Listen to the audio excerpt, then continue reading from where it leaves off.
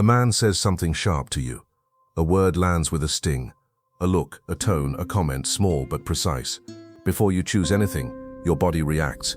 Your chest tightens, your jaw locks, your mind rushes ahead to defend itself. That's not control, that's reflex. Most people live there, reacting, explaining, correcting, proving, dragged through their day by whatever touches a nerve.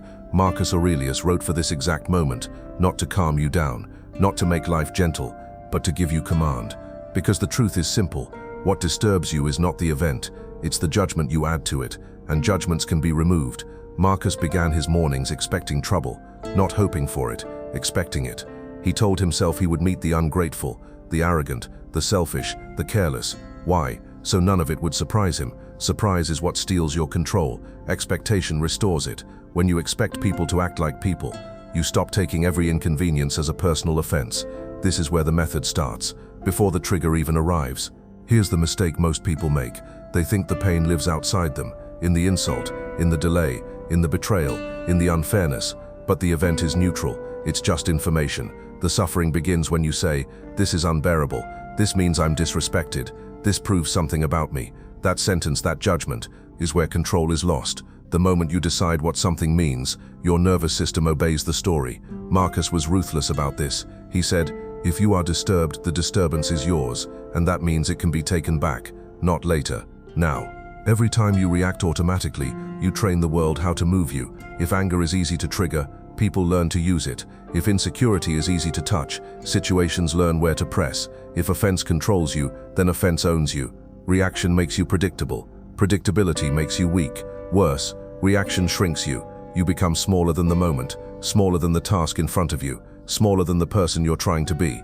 Marcus warned against this clearly. The worst revenge is becoming like the one who wronged you. When you lash back, you don't win, you copy. And now there are two wrongs in the room. So what's the alternative? Not suppression. Not pretending you're unbothered. Not forcing calm. Control is a sequence. 4 moves. Run in order. Move 1. Retreat. Not physically.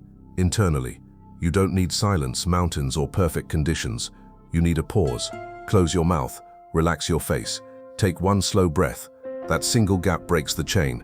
Retreat is not a weakness. It's you stepping back into command.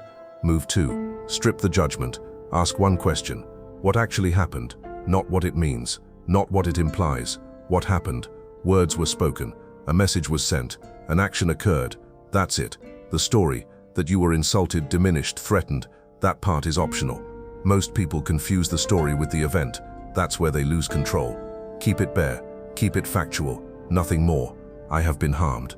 The moment you remove that claim, the poison drains. You can still recognize wrong.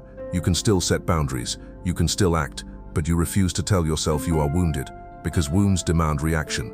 Clarity demands choice. Move 4. Do the next right act. Not the dramatic act. Not the satisfying one. The right one. Sometimes the right act is silence. Sometimes it's delayed. Sometimes it's 1 calm sentence instead of 10 emotional ones. Sometimes it's walking away and finishing your work. Control is proven by action, not feeling. You don't need to feel calm to act with dignity. You act with dignity because that's your role. Let's run it in real time. Your phone lights up. The message is disrespectful. Your thumb wants to reply. You pause. You retreat. You ask, what happened? Words appeared on a screen. You refuse to say, I've been harmed. You say, I'm tempted to react. Then you choose the next right act. Maybe that's no response tonight. Maybe it's a short boundary tomorrow. Maybe it's nothing at all. The power is that you decide. Another moment, someone tries to embarrass you publicly. A joke at your expense, a tone meant to lower you. The reflex wants to strike back. You don't. You retreat. You strip the story. You remove the claim of harm. And you remember, becoming like them is the real loss. So you stay upright. You stay clean. You let their behavior collapse under its own weight. This is the discipline. You don't control life. You control the gate. What enters your mind, what stays, what moves you. Most people leave that gate open. Every opinion walks in. Every insult takes a seat. Marcus closes the gate. He reminds himself again and again that the mind is sovereign territory. So here is the drill. When something hits you, pause, name the fact, remove the claim of harm, do the next right act, over and over, until control becomes your default. Stop responding, start controlling.